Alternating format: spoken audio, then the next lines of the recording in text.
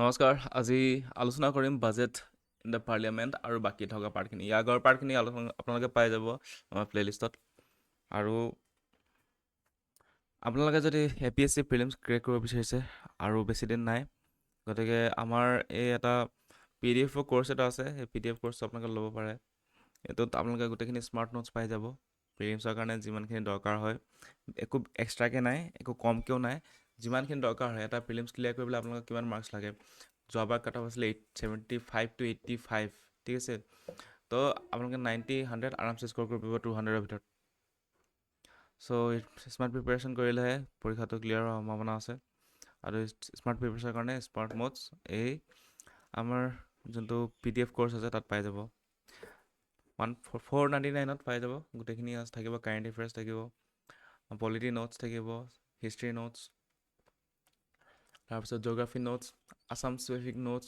এই গোটেইখিনি ইম্পৰ্টেণ্ট, মানে গোটেইখিনি। আৰু যোনখিনি টেবলছ কিছুমান আছে, ভাগ কৰি থৈ দিয়া আছে, কোনখিনি ইম্পৰ্টেণ্ট। অকল লিমিটেড চ'ৰ্চ আৰু স্মাৰ্ট নোটছ পঢ়ি আপোনালোকে পৰীক্ষাটো ক্লিয়াৰ কৰিব পাৰিব। আৰু পৰীক্ষাটো ক্লিয়াৰ কৰিবলৈ বেছি এবছৰ পঢ়িব নালাগে, এমাহ দুমাহে যথেষ্ট ক্লিয়াৰ কৰিবলৈ প্ৰিলিমছটো। তো সেইটোৱে কথা। তো আলোচনা কৰোঁ আজি আমাৰ বাজেটখিনি।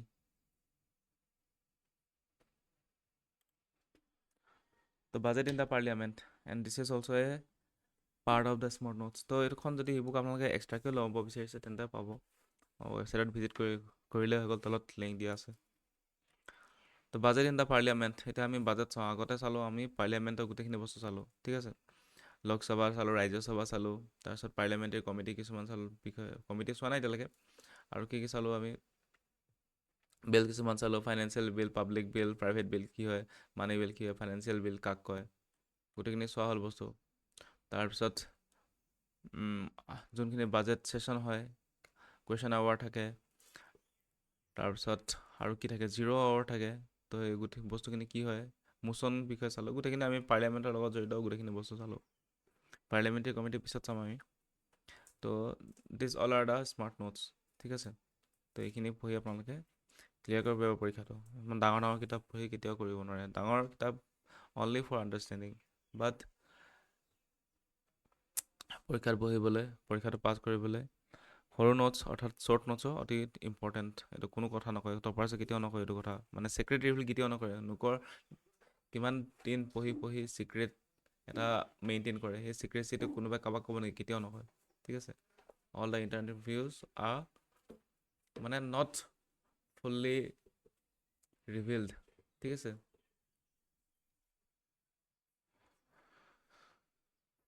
তো প্ৰথমতে আহিলে the constitution refers the budget. The Constitution refers the budget as the annual financial statement. তো কনষ্টিটিউশ্যনত এনুৱেল ফাইনেন্সিয়েল ষ্টেটমেণ্ট বুলি মেনশ্যন আছে, বাজেট বুলি মেনশ্যন নাই। ইন দ্য আদাৰ words, the budget has been use in constitution. সেইটো budget ৱৰ্ডটো নাই, কিন্তু কি বুলি আছে, এনুৱেল ফাইনেন্সিয়েল ষ্টেটমেণ্ট বুলি আছে। তাৰপিছত the railway budget was separated from the general budget in 1924 on the recommendation of the Acworth committee. আগতে ৰেলৱে বাজেটটো মানে একেলগতে আছিলে, কিন্তু আজিকালি ৰেলৱে বাজেটটো ছেপাৰেট কৰি দিয়া হয় 1924ত, ঠিক আছে। এটা ৰেলৱে বাজেটটো বেলেগকৈ থাকে। তাৰপিছত in 2017 the central government merge the railway budget into general budget. তাৰপিছত আকৌ 2017 চনত, 21 চনত ৰেলৱে বাজেটটো এক্সট্ৰাকৈ ধৰা হৈছিল, এক্সট্ৰাকৈ ৰেলৱে বাজেট অনা হৈছিল। কিন্তু এতিয়া বৰ্তমান সময়ত আকৌ জেনেৰেল বাজেটৰ লগতে 2017ৰ পৰা আকৌ ৰেলৱে বাজেটটো আকৌ কি কৰি দিলে, মাৰ্জ কৰি দিলে। The president shall respect in every financial year cause to be laid before both the House of the Parliament statement of estimated receipt and expenditure of the Government of India.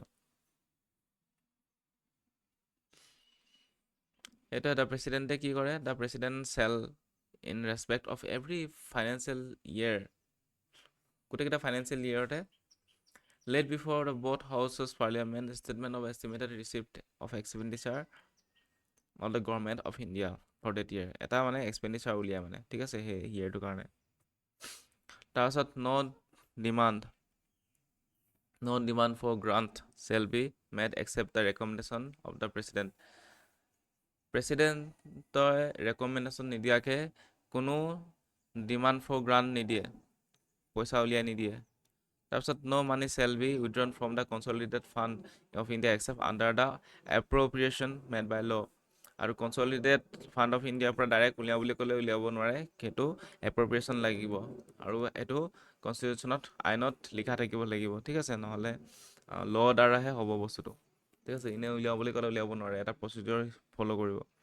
The expenditure charged on Consolidated Fund of India shall not be submitted to the vote of Parliament. However, it can be discussed by the Parliament. যোনটো charge অনৰ যোনটো খৰচা হয়, expenditure হয়, charge on বুলি যোনটো expenditure হয়, সেইটো consolidate কি কয়, the expenditure charged on the consolidated fund of India shall not be submitted to the vote of parliament. এইটো মানে কনচলিডেটেড ফাণ্ড অফ ইণ্ডিয়াৰ যোনটো চাৰ্জ অন এক্সপেণ্ডিচাৰ যায়, সেইটো ভোট অফ পাৰ্লিয়ামেণ্টত নাযায়, পাৰ্লিয়ামেণ্টত ভোটিং নহ'ব, সেইটো জাষ্ট এটা ডিছকাশ্যন হ'ব জেনেৰেল। তাৰপিছত the voting demands for grants in exclusive privilege of Lok Sabha, that is Rajya Sabha has no' power to voting of demands. আৰু ভোটিং অফ ডিমাণ্ডছটো অকল এক্সক্লুচিভ পাৱাৰ হয়, কাৰ হয়, এইটো হয় লোকসভাৰ হয়, ৰাজ্যসভাৰ কোনো মতলব নাই, ৰাজ্যসভাৰ ভোটিং পাৱাৰ নাই মানে ডিমাণ্ড অফ গ্ৰাণ্ট লগত, ঠিক আছে। তাৰপিছত পাৰ্লিয়ামেণ্ট, কাৰণ মানি বিলটোত অকল কাৰ ৰাইট আছে, মানি বিলটো অকল LS, বাকী ফাইনেন্সিয়েল যোনটো বিল আছিলে, ফাইনেন্সিয়েল বিলত কি হয়, সেইটো RS কি কৰিব পাৰে, কেৱল মাত্ৰ যিমানটো পইচা হয়, এমাউণ্ট ধৰা হয়, তাৰ অলপমান কমাই দিব পাৰে, ডিডাকশ্যন কমাই দিব পাৰে। আৰু যদি কেনেবাকৈ সেই কথাটো মানি নলয় LS, তেন্তে কি হ'ব, LS আৰু RSৰ মাজত দুটাকে জইণ্ট চিটিং কৰাব, কোনে, প্ৰেচিডেণ্টে। তাৰপিছত ইয়াৰ ওপৰত ভোটিং হ'ব। তো এই গোটেইখিনি কথা আমি আগতে পঢ়িছোঁ। The Parliament can't also move motion by reduced demand of grants, such as motion called cut motion. সেইটোৱে পাৰ্লিয়ামেণ্টে কি কৰিব পাৰিব, আকৌ মোচন এটা আনিব পাৰিব, যাক কাট মোচন বুলি কোৱা হয়। তাক মানে সেই যোনটো ডিমাণ্ড কৰা হয়, যোনটো গ্ৰাণ্টছ অনা হয়, গ্ৰাণ্টছ যোনটো পইচা এক্সপেণ্ডিচাৰ কৰিম বুলি বিল অনা হয়, সেইটো অলপ মানে কমাব পাৰিব। দুটা আছে, এটা পলিচি কাট মোচন আৰু এটা টোকেন কাট মোচন। পলিচি কাট মোচনটো কি হয়, it represents the disapproval of the policy underlying the demand. It state that the amount of the demand will be reduce to 1 rupees। Policy cut মোচন মানে যোনটো মানে পলিচি আনিব, ঠিক আছে, যোনটো পলিচি অনা হ'ব, ডিমাণ্ড অফ গ্ৰাণ্টছ মানে এপিল কৰিব, সেইটোত মানে কি ডিছএপ্ৰুভেল, মানে পলিচি কাট মোচন মানে ডাইৰেক্ট ডিছএপ্ৰুভেল, সেইটো যিমানখিনি মানে খৰচা দেখুওৱা হ'ব, সেইটো মানে 1 টকা কৰি দিব। 1 টকা কৰি দিয়া মানে কি, আল্টিমেটলি মানে সেইটো মানে ডিছএপ্ৰুভেল হৈ যোৱা মানে বস্তুটো, সেইটোৱে। তাৰপিছত ইকনমিক কাট মোচন এটা আছে। ইকনমিক কাট মোচন মানে কি, it states that the amount demand to be reduce specific amount. Economic cut মোচন মানে এটা এমাউণ্টলৈকে পইচাটো কমাই দিব, ঠিক আছে। তাৰপিছত টোকেন কাট মোচন মানে হৈ গৈছে, it ventilate a specific grievance that within the sphere of the responsibility the government of India. It states that the amount demand will be reduced by 100 rupees। আৰু টোকেন কাট মোচনটো মানে 100 টকা এটা কমাই দিব, বাছ এইটোৱে। পলিচি কাট মোচন মানে এইটো ডাইৰেক্ট ডিছএপ্ৰুভেল, এইটো ডাইৰেক্ট 1 টকা কৰি দিয়া হ'ব, যিমানখিনি মানে গ্ৰাণ্ট মানে বিচাৰিব। তাৰপিছত ইকনমিক কাট মোচন মানে অলপমান পইচা স্পেচিফিক ডিমাণ্ড এটা ৰিডিউচ কৰি দিয়া হ'ব, ঠিক আছে, এটা এমাউণ্ট মানে। আৰু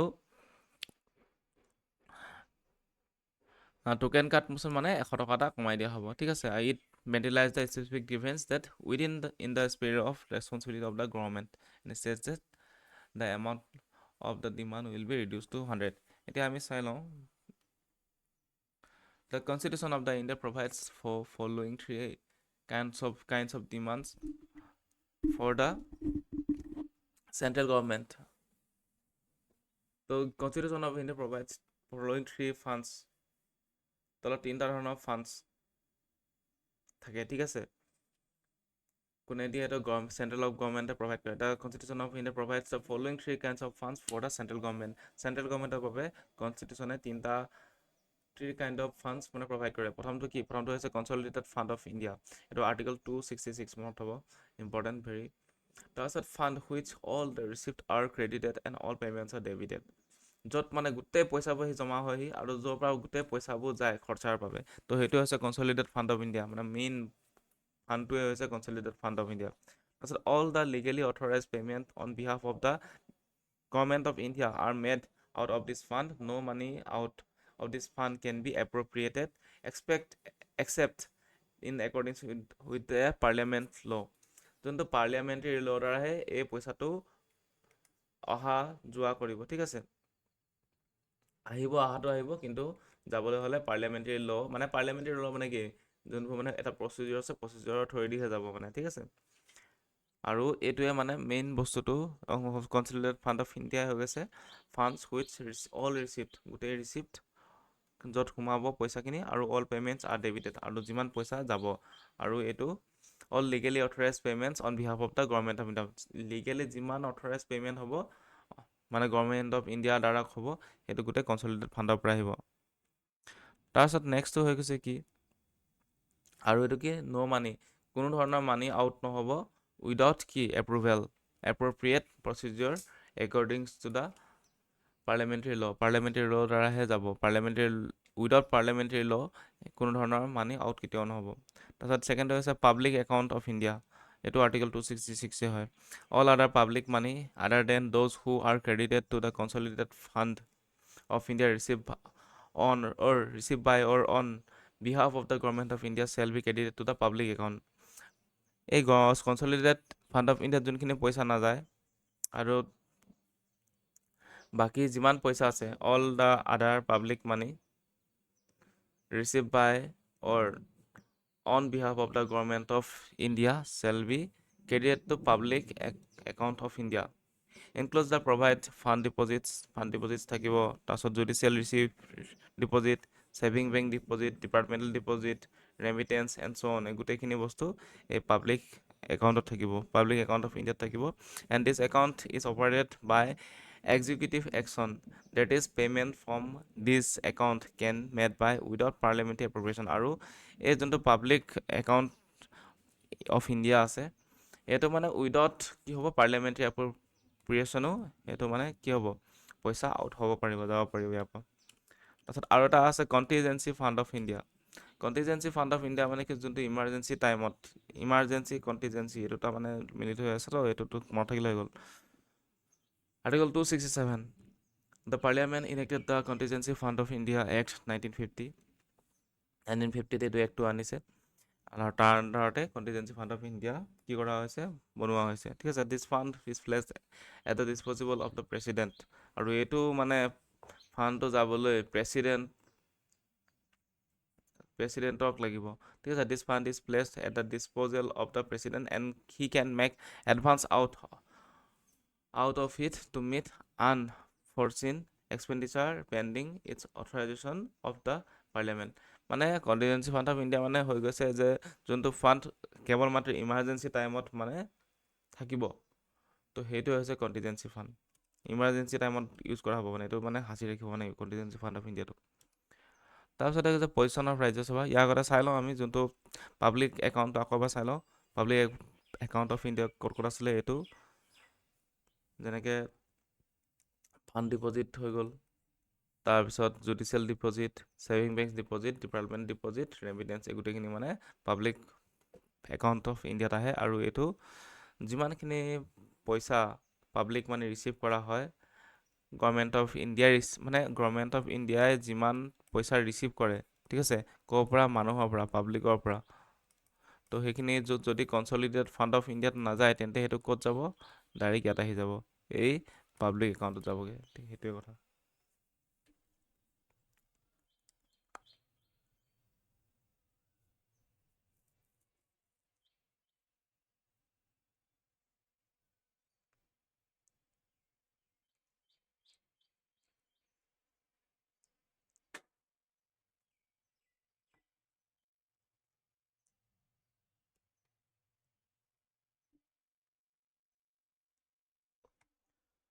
position of Rajya Sabha, The constitution position of the Rajya Sabha as compared to the Lok Sabha can be studied from the three angles. Rajya Sabha position to as a comparison with the Lok Sabha, tinta angle পৰা চাব পাৰি. Where Rajya Sabha is equal to Lok Sabha. Where Rajya Sabha is unequal to Lok Sabha, and where Rajya Sabha is special has special power that are not allowed that are not at all shared with Lok Sabha. তিনিটা এংগলৰ পৰা চাব পাৰি এটা কোনটো ক্ষেত্ৰত লোক সভাৰ সৈতে একে হয় সেম হয় ঠিক আছে ইকুৱেল হয় কোনটো ক্ষেত্ৰত আনইকুৱেল হয় মানে পাৱাৰটো অলপ লোকসভাৰ বেছি আৰু ক'ত মানে স্পেচিয়েল পাৱাৰ বেছি আছে ৰাজ্যসভা লোকসভাতকৈ তাৰ সেইটো বস্তুটো চাম মই ৰাজ্যসভা আৰু লোকসভাৰ নিচিনা পাৱাৰ একে সমান ক'ত ক'ত আছে য'ত R S equal to L S তো অৰ্ডিনেৰী বিলৰ ক্ষেত্ৰত সমান power same power passage of the constitutional amendment bills এটা সমান পাৱাৰ দুটাৰ পৰা এপ্ৰুভেল লাগিব ফাইনেন্সিয়েল বিল টাইপ 2ৰ ক্ষেত্ৰত 1 নহয় 2 ঠিক আছে তাৰপিছত election and impeachment of the president তাতো লাগিব সমান পাৱাৰ আছে তাৰপিছত electoral and removal of the election and removal of the vice president R S can alone initiate the removal approval or ordinance issued by president approval of emergencies so in these cases Rajya Sabha is equal to Lok Sabha and has a equal power with Lok Sabha and what are the other matters the Rajya Sabha has little less later than the Lok Sabha তো মানিবিলাক ক্ষেত্ৰত এইটো কেৱল লোক সভাহে পাৰে money bill introduce only in Lok Sabha Rajya Sabha no power to amend or reject the money bill just তেওঁলোকে এটা recommendation দিব পাৰিব আৰু সেই ৰেকমেণ্ডেশ্যন ইজ নট মেণ্ডেটৰী তাৰপিছত ফাইনেন্সিয়েল বিল টাইপ 1ৰ ক্ষেত্ৰত introduce only in Lok Sabha ঠিক আছে তাৰপিছত speaker presides over joint sitting যেতিয়া জইণ্ট চিটিং কৰিব প্ৰিচাইড কৰিব স্পীকাৰে কৰিব পাৰিব এইটো মানে চেয়াৰমেনৰ লগত কোনো মতলব নাই ঠিক আছে এইটো স্পীকাৰ লোকসভাৰ স্পীকাৰেহে মানে জইণ্ট চিটিংটো প্ৰিচাইড কৰে চেয়াৰমেনে কৰিব নোৱাৰে তাৰপিছত R S can only discuss the budget but cannot vote আৰু বাজেটটো কেৱল মাত্ৰ ডিছকাছহে কৰিব পাৰিব আৰু ভোট দিব নোৱাৰে on the demands of the grants তাৰপিছত resolution for discontinuance of the national emergency passed by only Lok Sabha আৰু নেশ্যনেল ইমাৰ্জেঞ্চি কিবা যদি চলি থাকে সেইটো যদি খতম কৰিব হয় তেন্তে লোকসভাই ক'লেই হৈ গ'ল ৰাজ্যসভাৰ মতলব নাই no convenience motion removal of the government only initiated in L S ৰাজ্যসভাত এইটো নোৱাৰে মানে ঠিক আছে ন কনভিনিয়েন্স মোশ্যন আনিব নোৱাৰে তাৰপিছত স্পেচিয়েল পাৱাৰ ক'ত ক'ত আছে ৰাজ্যসভাৰ এইটো হ'ব ষ্টেটবোৰৰ ক্ষেত্ৰত ষ্টেটবোৰক যদি কিবা ডিমাণ্ড লাগে তো R S can authorize parliament to make law on the subject of the each state list the state list article 249 কি আছে state list article 249 লিখা আছে যে কিবা যদি মেটাৰ হয় state listৰ ক্ষেত্ৰত হেতু কেৱল মাত্ৰ ৰাজ্যসভাই অথৰাইজ কৰিব পাৰিব Rajya Sabha can only authorize parliament to make on the subject in state list তাৰপিছত Rajya Sabha can authorize parliament to create all India services common to both center and state এইটো এটা article all India service article কিমান 312 ঠিক আছে special power conferred to R S এইটোৱে the R S authorize parliament to create all India services আৰু কেৱল মাত্ৰ R এছে অৰ্থাৎ ৰাজ্যসভাহে অথৰাইজ কৰিব পাৰিব পাৰ্লিয়ামেণ্টক to create the all India services all India service হ'লেতো কি হ'ব I A S I P S IFS আৰু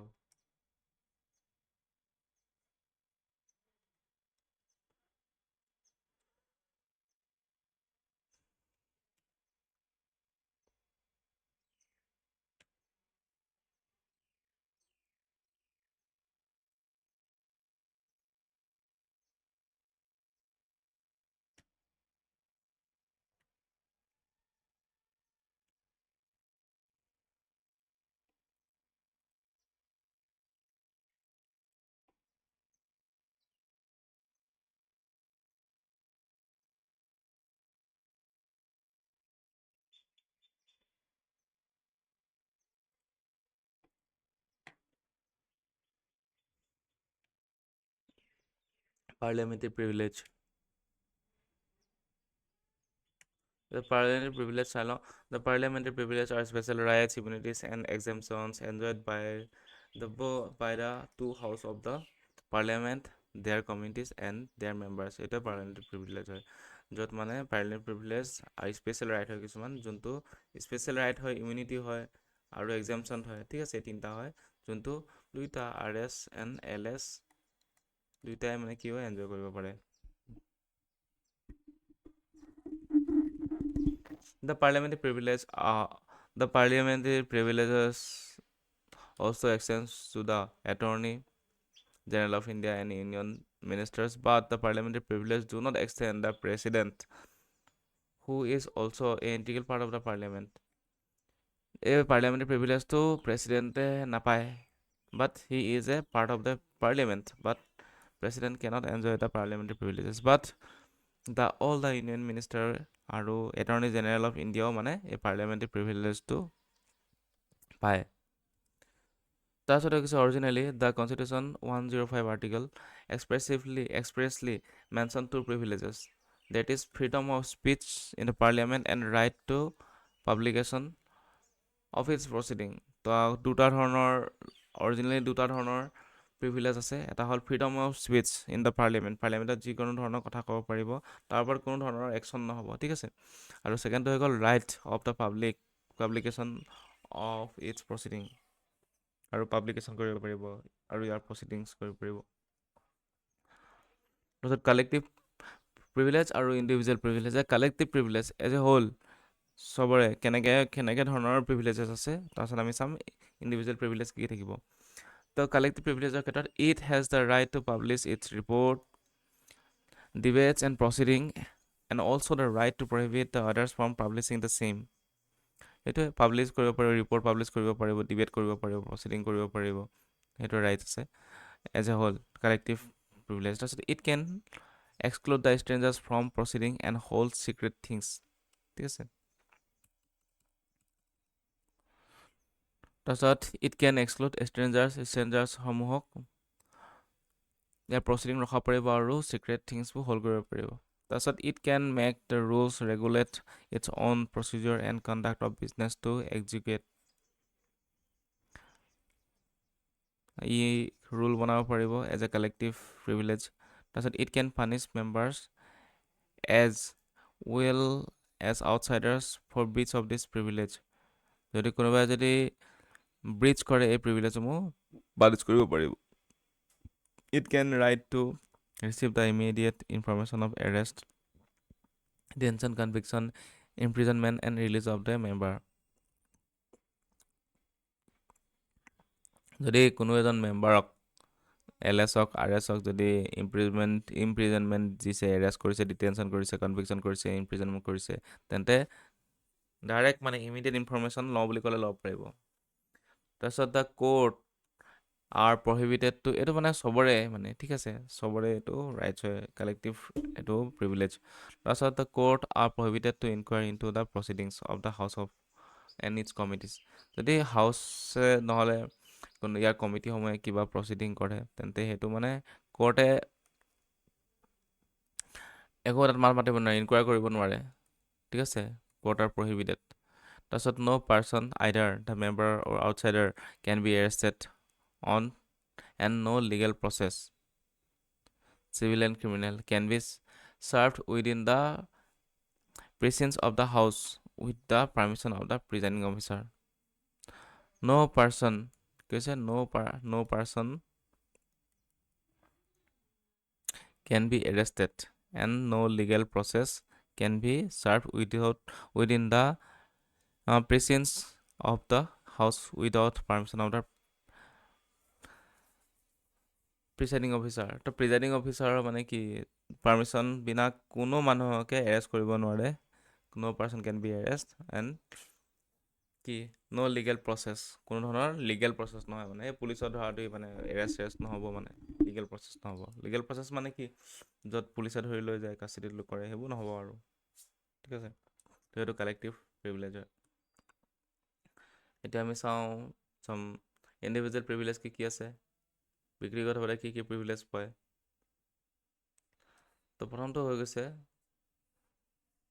they cannot arrested during the session of the parliament and 40 days before the beginning and the 40 days after the end of a session যেতিয়া parliamentary session হয় তাৰ 40 দিনৰ আগত আৰু 40 দিনৰ পিছলৈকে মানে কোনো ধৰণৰ ব্যক্তিক এৰেষ্ট কৰিব নোৱাৰে ঠিক আছে available only in civil cases not criminal cases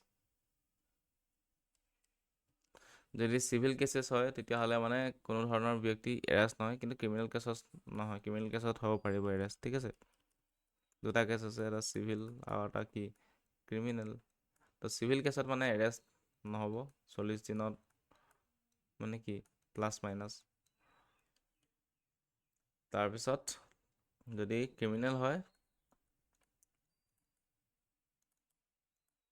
তেতিয়াহ'লে পাৰিব তাৰপিছত they have freedom of speech in the parliament সেইটোৱে ফ্ৰীডম অফ স্পীচ আছে পাৰ্লিয়ামেণ্টত তাৰপিছত no' member is liable to any proceeding in any court for anything said or any vote given by him for parliament or its committees সেইটোৱে যদি কিবা এটা কথা কয় আৰু কিবা যদি ভোট কৰে কিবা ক্ষেত্ৰত তেন্তে তাক ক্ষেত্ৰত মানে কি কোন ধৰণৰ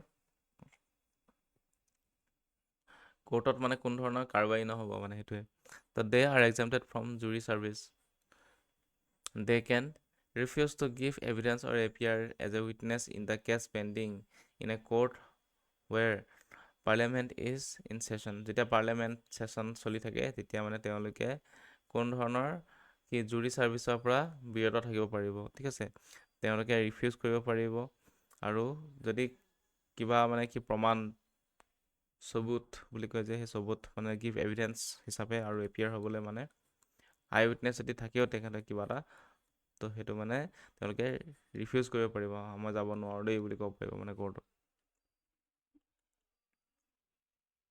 তাৰপিছত breach of the privilege and contempt of the gods যদি ব্ৰিচ অফ দ্য প্ৰিভিলেজটো ভাং খাই যায় আৰু কণ্টেম্প অফ দ্য হাউচ কি কেনেকৈ ধৰণৰ হয় contempt of the house any when any individual or authority disregards or attacked any of the privilege rights and immunities either the member individually or of the house in its collective capacity the offense is termed as a breach of the privilege and punished by the house যদি কোনোবা মানুহে নহ'লে কোনো অথৰিটিয়ে ডিছৰিগাৰ্ড কৰে নহ'লে attack কৰে এই প্ৰিভিলেজসমূহৰ কোনোবা এটা প্ৰিভিলেজত তেন্তে তেখেতে পানিছেবল হ'ব হাউচ অফ দ্য পাৰ্লিয়ামেণ্টত ঠিক আছে তাৰপিছত any act or omission which obstruct a house of the parliament its members and its officers in the performance of their functions treated as the contempt of court যদি কাৰোবাক যদি ব্যক্তিগতভাৱে বাধা দিয়া হয় যদি কোনো ব্যক্তিয়ে কি হ'ব কোনো মেম্বাৰে যদি নহ'লে কোনোবা যদি মানুহে আহি কি হ'ব হাউচ অফ দ্য পাৰ্লিয়ামেণ্টৰ যোনটো কাম চলি থাকে ৰখাই দিয়ে নহ'লে ইয়াৰ মেম্বাৰে যদি কিবা ক'ব বিচাৰিছে যোনখিনি ৰাইট আছে সেইখিনি যদি ভাঙি দিয়ে নহ'লে ইয়াৰ অফিচাৰসমূহৰ পাৰফৰ্মেঞ্চ যদি হেম্পাৰ কৰে তেন্তে তাক কণ্টেম্প অফ দ্য হাউচ বুলি ধৰা হ'ব মানে কেতিয়াবা মানে কি কয় কৰামটো আচলতে মানে যেতিয়া এটা চলি থাকে ছেশ্যন এটা তেতিয়া যে বহিব কয় যে স্পীকাৰজনে নবহে তেতিয়া কয় যে মই কণ্টেম্প অফ হাউচ কৰি দিম তো সেইটোৱে মানে বস্তুটো চবৰে ৰাইট কিছুমান আছে এটা আইন আছে আইনৰ জৰিয়তেহে মানে পাৰ্লিয়ামেণ্টাৰী ল'ৰ জৰিয়তেহে মানে এখন পাৰ্লিয়ামেণ্টাৰী ছেশ্যনবোৰ বহে সেইটো যদি কোনোবাই ব্ৰিজ কৰে তেন্তে সেই ব্ৰিজ অফ দ্য প্ৰিভিলেজ হ'ব আৰু সেইটো কণ্টেম্প অফ দ্য হাউচ বুলি ধৰা হ'ব তাৰপিছত হৈ গ'ল ষ্টেট লেজিছলেচাৰ এতিয়া আমি বাজেটটো চাই ল'লোঁ আৰু ষ্টেট লেজিছলেচাৰ আমি নেক্সট ভিডিঅ'ত আলোচনা কৰিম আজিলৈ ইমানটা ধন্যবাদ